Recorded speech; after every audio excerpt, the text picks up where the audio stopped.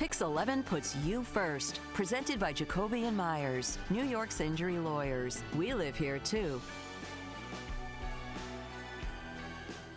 As the temperatures begin to dip and the potential for snowfall increases, that winter wonderland can bring its own set of hazards. And that is why we have partnered with Jacoby and Meyers to answer your winter weather safety concerns. That's right. Joining us now is Finkelstein, the manager partner from Jacoby and Meyers, New York.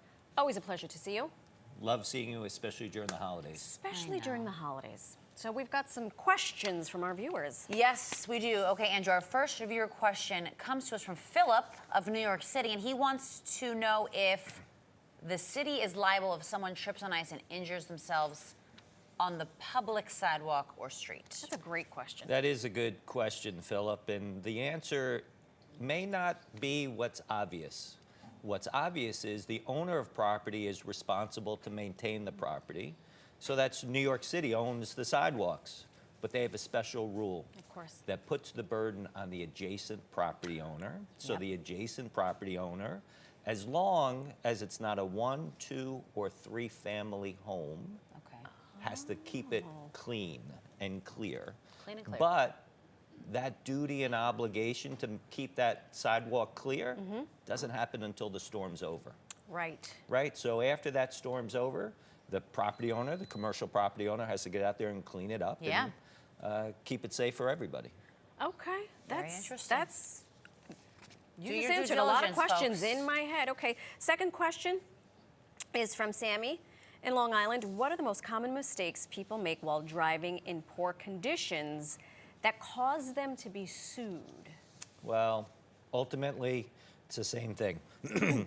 It's either distracted driving or they're not driving appropriately with the weather conditions. They're following a little too closely. They're following that plow operator. And when it's bad weather, you need to slow down and especially don't drive distracted. Right. That's always, we have found over the last years, the core cause of many crashes. Is distracted driving. I mean, look at distracted this. driving and speed. Yeah. Look at that. With those whiteout conditions we just showed, the visibility goes way down. You can barely see in front of you. Or even like black ice. Yeah, you which should you be can never see. driving. Well, leave early, Yeah. give a little extra time and extra room. Listen, come in tomorrow at 3. You can do the traffic for me. That's exactly what I have to say.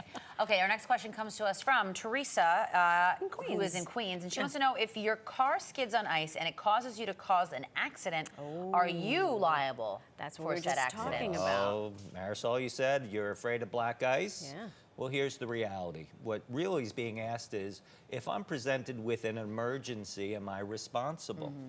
Well, if an emergency is unforeseen, unpredictable, you didn't know it was going to happen, then the choice, you can be relieved of not necessarily making the right choice.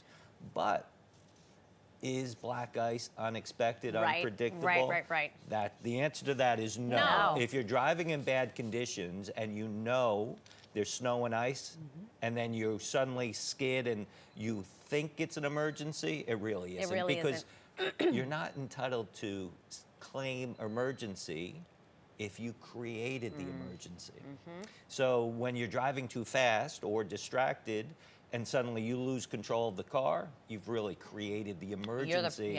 And you don't get the benefit of saying, oh, no, I wasn't ready for it. Andrew, come for the legal advice, stay for the parenting tips. I have a new phrase for my children. You can't claim emergency if you cause the emergency, boys. You are the emergency, Liam and Gavin. That's right.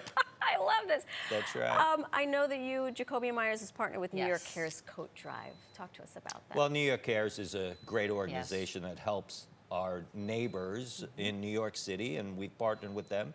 They've been doing this coat drive for 35 years. Wow. Really help a lot of people, and it's a very helpful program where for $25, a donation can give 10 coats to 10 people. 10 coats for $25? Oh my Absolutely. gosh. Now, if somebody wants to make a donation, where can people drop off? Well, we have a drop-off at our office at 39 Broadway, or just go on to newyorkcares.com, and they have many locations where you can do drop-offs. Or come onto our website, our Facebook, and we'll help you do it. And look, we even have a QR code. Look at that, right there. Unbelievable. Take a look, everybody. Andrew, it's always a pleasure to see you. Thank you so much. My pleasure. and Happy holidays. Happy holidays, Happy New Year. Thank you so Safe much. and happy to you and For yours sure. as well. That's right.